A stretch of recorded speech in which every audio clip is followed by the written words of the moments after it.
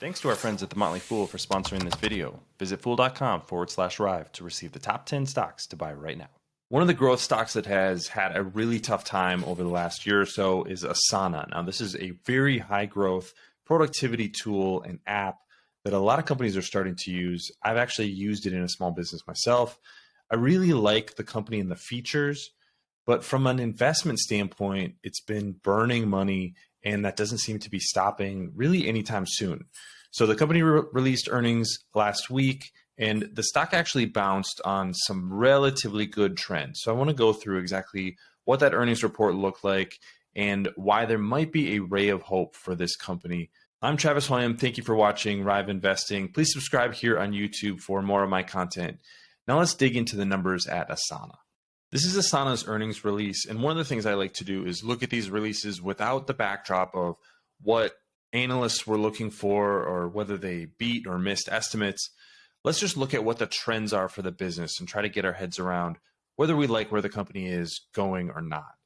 So you can see here that revenue for the fourth quarter was up 34% to $150.2 million. Put that into context to a lot of technology companies that are starting to see growth slow pretty significantly. I'll get to guidance in just a second, but 34% growth at the end of 2022 is actually really strong. So I like what I'm seeing there as far as the growth trends go. By the way, this quarter does go into 2023, which is why it's fiscal fourth quarter of 2023. So just want to have a clarification there that the quarter ended January 31st. The problem for Asana has been for a very long time operating losses and cash flow burn.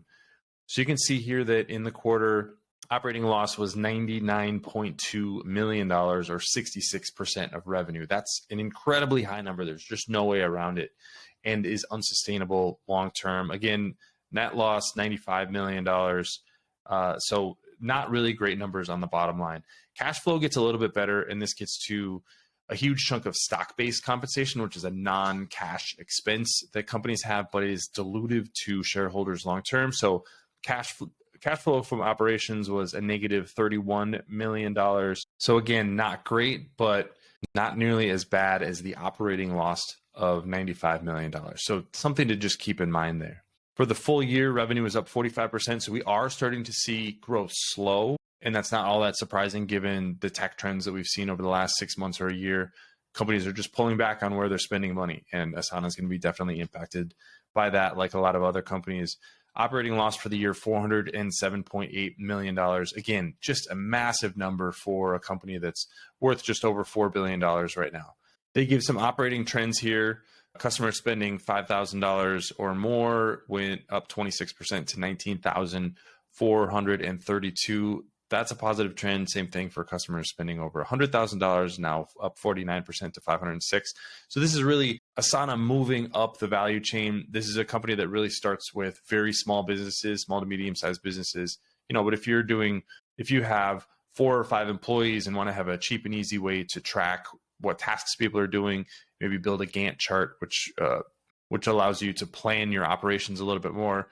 Asana is a really great solution for that and a very inexpensive solution. But the hope for investors and for the company is that they move up market. So you start with maybe a small team at a big company, and then you go to the division, and then you go to the company as a whole.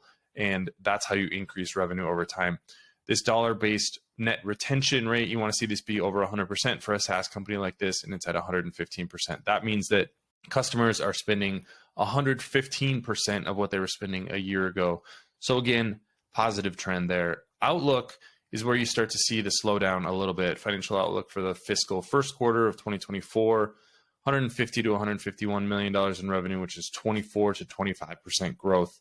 And again, non-GAAP operating loss was $38 to $40 million. For the full year, growth is expected to slow to 17 to 18%, and non-GAAP operating loss of $120 to $130 million. So those losses are expected to continue throughout the next fiscal year, which would end at the end of January in 2024. That's not great, but let's look at the trends, because I think this is where the picture starts to look a little bit better for Asana. This is a look at the income statement, and you can see this is the 34% growth that I highlighted above. What I want to focus on here is the growth in operating expenses. from a year ago to this most recent quarter, operating expenses were up 24.9%. So not growing as quickly as revenue. We would like to see that number come down, but we're not quite seeing that yet. But it is a positive trend that operating expenses are not growing as quickly as revenue, because you can see that gross profit here is extremely high, on the order of 90%. So with a business like this, what you would like to see is operating leverage, which means revenue goes up 20% and operating income goes up 30, 40, 50%. Now, we're not seeing that because operating income is negative, but given a couple of years of 20+% growth, you could start to see this company be really profitable really quickly. So what we're looking for here is revenue continuing to grow and operating expenses staying flat or growing at the very, very least slower than revenue is growing. And so we're starting to see the company move in that direction. I do also want to point out that it was just November when Asana announced a round of layoffs, so it would affect about 9% of staff. So the cost savings from those layoffs are not really going to hit the income statement in full force until at least the current quarter or maybe even next quarter. So the generally positive operating expense trends should continue throughout the next year. So that's sort of a silver lining for earnings, is that those two things are at least heading in the right direction instead of going in the opposite direction, which is what they were over the last couple of years. And the balance sheet is really pretty strong as well. For a company like Asana, you want to see, can they get to that point where they're free cash flow positive, net income positive, and they're able to fund their operations and growth with the existing business. It's okay if you're a small company, if you're kind of a startup, to burn cash now for a payoff in the future. But we have to know that that payoff exists sometime in the future and that you can get there. Asana has $526 million in cash on the balance sheet, plus a little bit of marketable securities of a couple $1 million.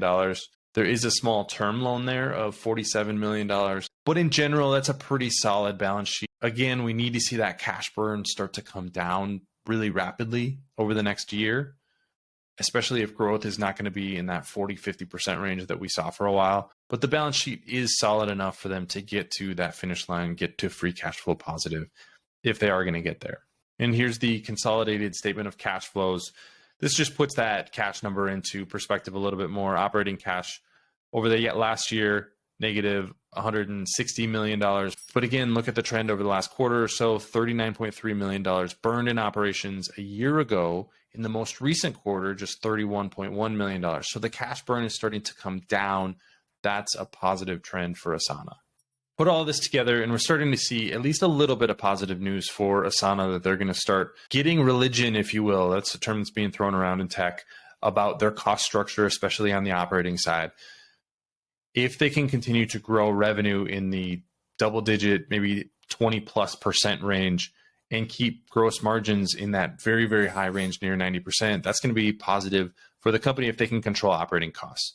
We're still probably a couple of years away from anything near free cash flow positive, but this is a company that is trending in the right direction. So if you're bullish on Asana as a company like I am, this is really a turnaround play, and it looks like they're starting to figure out that they need to build a more sustainable business. I would expect to see more changes over the next year to bring those costs in line with revenue. And keep in mind too that Dustin Moskovitz was one of the co-founders of Facebook. He's the CEO and founder here at Asana. He has clearly shown that he will buy stock, he will fund investments long-term. So he's not going to let this company fail. It's just a question of, when are they going to get to positive free cash flow? When is this going to be a more sustainable business? This is a high-risk investment. I want to be very, very clear about that. But I do think the risk reward is positive for investors right now. So I'm keeping the shares that I have. If the stock pulls back a little bit, I may look to add some more. But I thought it was generally a very positive quarter for Asana. We're starting to see good trends in revenue and operating expenses, and that's what we want to see. Let me know your thoughts about Asana in the comment section below. Follow Riiv Investing here on YouTube. Thanks for watching. I'll see you here next time.